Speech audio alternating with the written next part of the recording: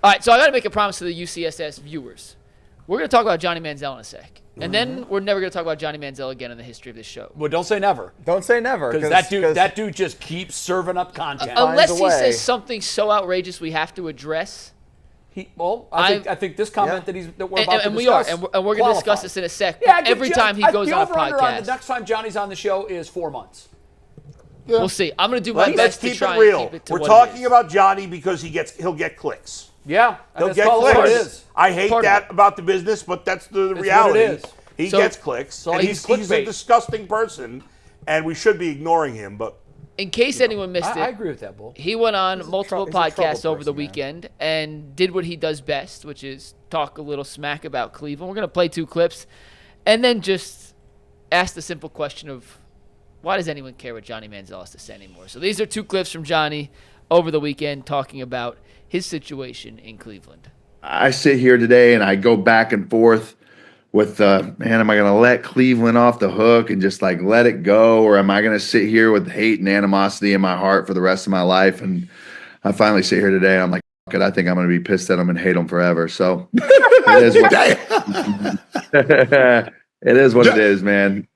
No love for the Browns. I'm rooting for 0-16 seasons every season. I think I let the losing, the frustration lead to more partying, more drinking, less focus on the football field, more focus on the things that didn't matter because I was trying to escape bad football. I was trying to escape coaches that didn't talk to me. Shoot, as soon as practice is over on Monday, I'm out. I had a flight every Monday. Same. Brian Hoyer was the starter, and I was very solidified in the backup role. As I know I'm not prepared, I don't know enough about defenses. He's not coming off the field. I got comfortable in that backup role to where every Monday I was 50-50. It would be straight to South Beach for FDR Mondays at the Delano, or I would go back to Texas and go to Dallas, or go to the Trump Soho. I would go to my car every day. I'd have 2 sticks rolled. I'd try to smoke 2 blunts in the 6 minutes it takes to get to the airport, and I would be on a flight. I just couldn't wait to get out of Cleveland or be back and breathe Texas air or walk on the beach. On a Tuesday at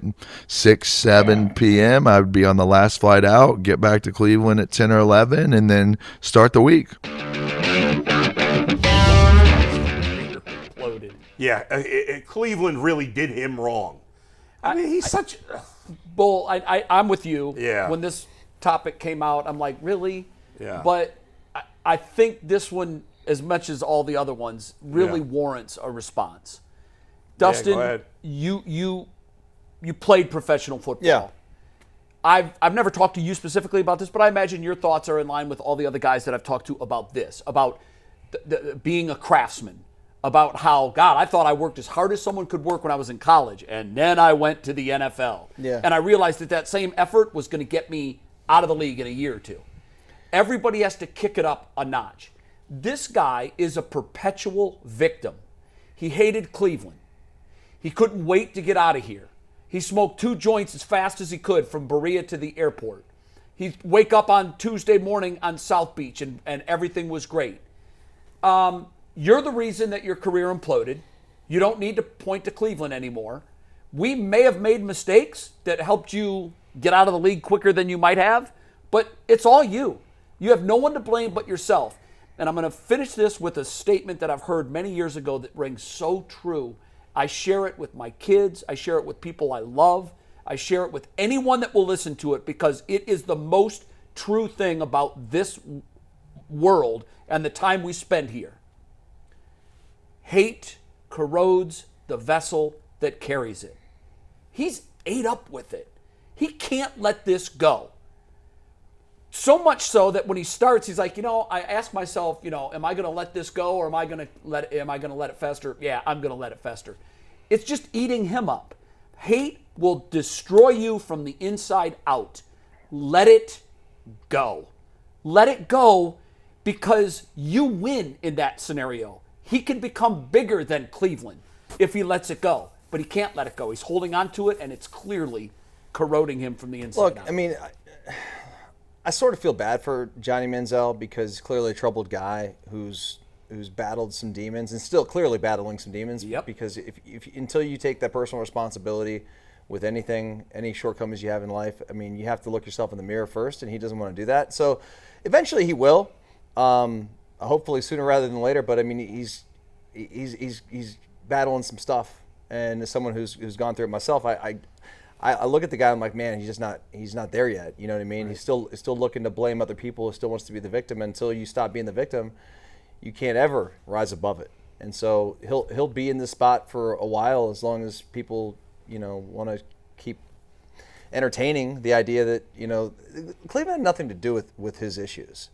Okay, wherever he went, he could have gone to anywhere. He could have gone to Kansas City.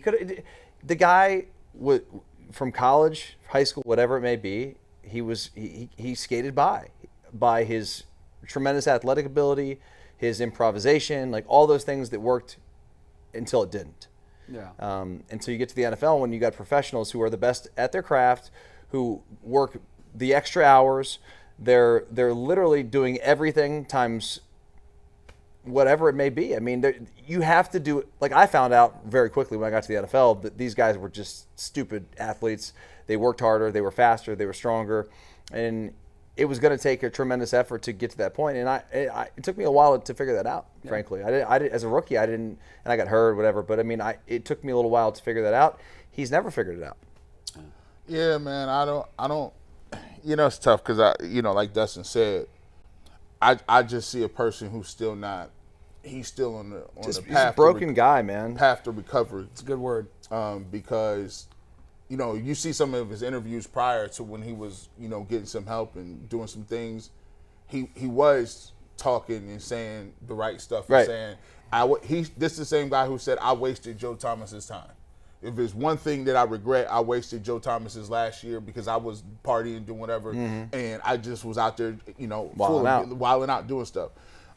So I just think there's a lot of people after they get done playing football, and to a lesser extent, Braylon Edwards or whatever the case may be, there's a lot of people when you play sports that just they're not happy with the way it ended.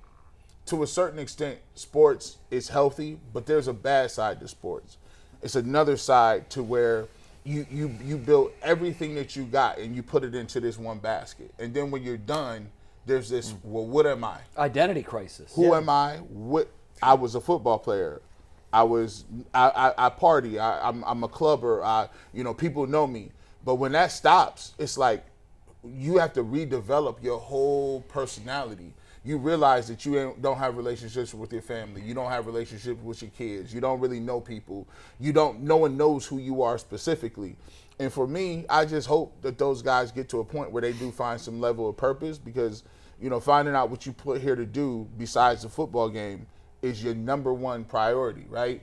And I don't want things to happen. Sometimes they're not living in the real reality. The real reality, look, I say this all the time. I take other people's things and I look at it and I try to take it as experience, right? Jay said something a year ago. I always think about it. You know what I'm saying? He has a nephew who is a wrestler, and unfortunately got in a car accident and he had to go through rehab, lost his ability to walk. And I always think of those things because God gave you grace. And he didn't put you in that position. That could be you. Like, that could be anybody. Tomorrow you could be gone. You could not be walking. You could have all of it gone. He's thinking that the worst thing that happened to him was he couldn't party in Cleveland. Mm-hmm. The worst thing could happen, you could wake up and not be able to see, walk, talk. You losing loved ones. That sometimes I hope that they don't take those things for people to wake up and say, wow, I had it all. I was living a great life, man.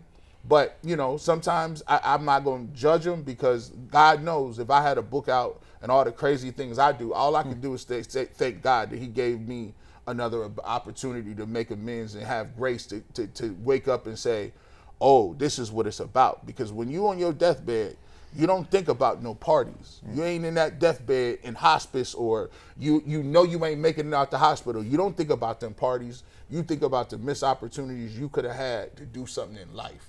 You think about, did I fulfill what I was here to do, and do the people that are around me know that I was an honest, genuine person and I loved them. So hopefully they get the opportunity to come to that conclusion. But like Dustin said, I can't judge them. I just pray for him because I think he's still going through stuff. You can obviously see it. Yeah. As a multiple addict myself, I have a level of sympathy for anybody that's dealing with addiction. And obviously, as you guys have already said, he's dealing with probably a variety of addictions that he's either not dealing with or not dealing with seriously enough. It just bothers me when people, I take it personally, when people badmouth the area where we live. And I don't like it. It has nothing to do with the area. I mean, He finds somebody. Yeah, I It's mean, the dude, team, but that guy's looking to blame anybody. I know. I mean, Yeah. so I like know. We're an easy target. we're- Like, we are an still easy do it. target. This is where it Yeah. ended, and Yeah. we've been the butt of so many jokes. But you're right, Bull. I do too. Born and raised here. Sure. This is home. This is where I choose to live my life, and it will be my home in some way, shape, or form for the rest of my life. And that's why I get so angry, because when I watched the documentary about Johnny, Yeah. like, I was so sad for him when it was over at the end of the documentary. Yeah. I was so sad because all I can think of, do you remember another 30 for 30 that has always stuck with me? The best that never was, I think it was the Nebraska running back. I don't know if I saw that God, one. it was so good. I think it was Rodgers, but the title of it I thought was so clever, The Best That Never Was, because he was the best. Is that about Lawrence Phillips? No, but it was the previous one. Was it Johnny Rodgers? I seen that one. I seen the Marcus Dupree one. Marcus Dupree. Marcus Dupree. Oh, yeah. I just, like, my That heart. was Oklahoma. My heart. Oklahoma. I'm yeah, sorry. yeah. My heart cried for Marcus Dupree. I was very young when he was playing, but I remember his greatness. And think about that title. If that's the title that's attached to you, The Best That Never Was, that's what Johnny Manziel's life was. I was reminded when I watched the documentary just how gifted he was.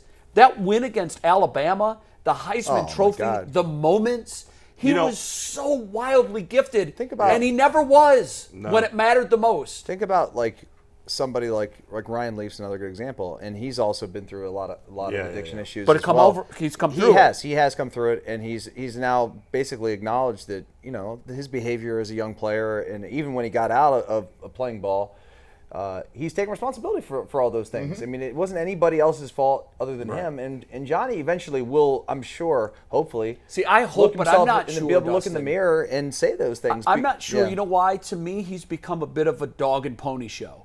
Yeah. Why does Ocho want him on his podcast? Because he's going to say crazy Because he stuff. knows he's going to come on with the sunglasses yeah. and this, and he's going to do Well, this, and he's going to tell crazy stories. So what it is like, yeah, Johnny, come over here, dance for me for 15 Hopefully minutes, he'll and then go eventually back into your grow up. closet. We'll see. I remember, neither Dustin nor I really wanted the Browns to draft Johnny Manziel at the time. And then we got, like a lot of people, got got the caught up fever. in I it. was the like, week yo. before, and we were excited when he got drafted, and excited. most of the town was. And then I'll never forget, of course I'm going to forget the name of the coach. Who's the coach that we did that interview, we pre-taped an interview with that told us about Johnny's film study habits? Was it Kingsbury? I don't even remember who it was. Oh, I say I won't forget, It was but- Jake Spavital. Jake Spavital was his offensive coordinator, At A&M. and we spoke to him. We had pre-taped so this he interview. never looked and at he film? said, "Yeah." And who was going to say that? I know. But he had already been drafted, and he was like, "Yeah, Johnny never watched film." And And as soon as he said that, I was like, "Oh my God, Dustin said this guy's got something no chance." that I think is crazy that plays a role in it is the imposter syndrome. When you get to a level and you've been great, there has to be a shot in your soul when you get there and you look around and be like, all of these dudes is better than me. Yeah. And it's not close. So like it's the ultimate prove, it's the wake up reality. And then sometimes you're like, I can't even live up to that. So I'm just gonna blow it off. I was always the fastest, could jump the highest, and whatever. Things were easy. Right. Until I got to the NFL, and everyone was just as fast or faster, could jump just as high or higher, and they were a hell of a lot stronger because I didn't really work that hard in the weight room. Yeah. And then so you got a choice. You It's either a sad fight tale. or flight. It's really And he it's chose a sad fight. tale. My hope for him is that he does come out of it on the other side. He sees the light and he owns some of his mistakes. And hopefully one day he talks about these things like they're badges of honor. He's Right. like, he's bragging about that. He's not shameful. Right. He's bragging. I hope he gets to a point in his life where he says the same stories, but with a level of shame Right. and embarrassment that what did I do? How cool was I? I flew Yeah. like, Hey, listen, you look like a fool. grown but- men can own their flaws. Yeah. You know what I mean? Whoa, that's And, a great statement. That's a great statement.